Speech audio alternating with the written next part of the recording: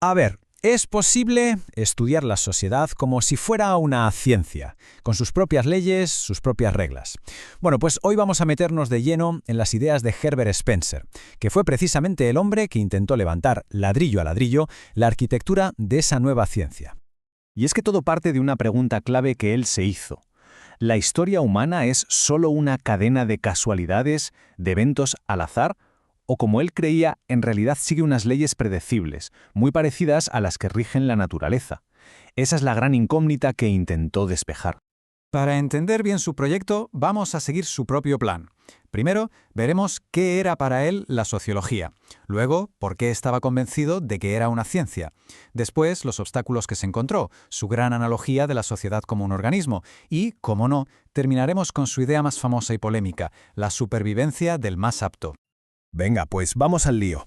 Todo gran proyecto necesita un plano, ¿verdad? Para Spencer, el primer paso era definir qué era exactamente esto de la sociología. Para Spencer, ojo, la sociología no iba solo de estudiar a la gente y ya está, no, iba mucho más allá. Era, de hecho, el estudio de la evolución, pero en su versión más compleja. Es decir, cómo las sociedades enteras nacen, crecen y se van transformando con el tiempo. De hecho, él la llegó a describir como la historia natural de las sociedades. Pensemos un momento en lo que significa esto. No es la historia de los reyes ni de las batallas, es la historia de la sociedad como si fuera una especie biológica más, con sus propias etapas de crecimiento y desarrollo. Esto quiere decir que su foco no estaba en las decisiones que toma una persona concreta, sino en las grandes estructuras, el gobierno, la economía, la familia, lo que los sociólogos llaman el nivel macrosocial. A él le interesaba el bosque entero, no cada uno de los árboles. Claro, si la sociedad evoluciona como una especie, Spencer se hizo la siguiente pregunta. ¿No debería entonces obedecer también unas leyes? Y esto le llevó a defender que la sociología tenía que ser una ciencia con todas las de la ley, con reglas predecibles. Para él, en el fondo no había tanta diferencia. Los problemas sociales, como la pobreza o la delincuencia, se podían y se debían estudiar con el mismo rigor científico que se usa para entender la ley de la gravedad o la biología celular. Su argumento se resume perfectamente en esta pregunta que lanzó. ¿Una sociedad tiene leyes o no? Y si las tiene, ¿son como las demás leyes del universo? Su respuesta, por supuesto, era un sí rotundo. Para él, la sociedad no era un caos, sino un sistema ordenado que respondía a unos principios.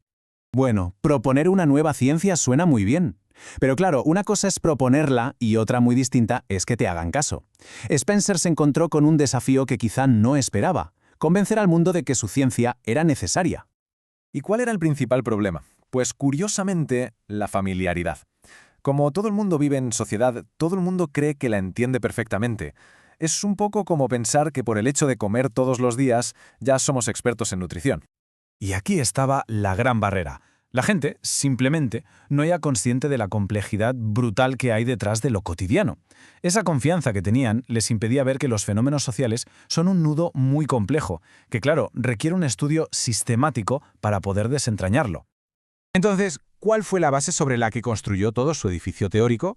Pues Spencer encontró la inspiración en la biología y usó una analogía potentísima para explicar qué es una sociedad. Él construyó un puente entre biología y sociología que se apoyaba en tres pilares. El primero, las leyes de la vida biológica también se aplican a la vida social. El segundo, la sociedad funciona como un organismo vivo, donde cada parte tiene su función y coopera con las demás. Y el tercero, la sociología empieza justo donde acaba la biología, estudiando al ser humano ya en su entorno social. O, dicho con sus propias palabras, es imposible entender la sociología si antes no se ha entendido la biología. Para él, eran dos caras de la misma moneda evolutiva. Y esta base biológica nos lleva directos a la parte más famosa, y también la más discutida, de toda la arquitectura social que montó Spencer. Lo que hizo Spencer fue coger la idea de la supervivencia del más apto directamente de la biología y aplicarla, tal cual, a la sociedad. Su argumento era que, igual que pasa en la naturaleza, en el mundo social también hay una especie de competencia, donde los más adaptados, los más aptos, son los que prosperan. Y de aquí sale la conclusión más radical y polémica de toda su teoría. Si la sociedad es un organismo que evoluciona por sí solo para mejorar, entonces cualquier intento de ayudar a los débiles o de intervenir en la economía es en realidad contraproducente. Había que dejar que la naturaleza social simplemente siguiera su curso. Y esto nos deja con una pregunta final que, la verdad, sigue muy vigente hoy en día. Si aceptamos que la sociedad es como un organismo, ¿tenemos la responsabilidad de intervenir para curar sus males? ¿O deberíamos confiar en que puede sanarse a sí misma? La respuesta de Spencer fue muy clara, pero la nuestra quizás ya no tanto.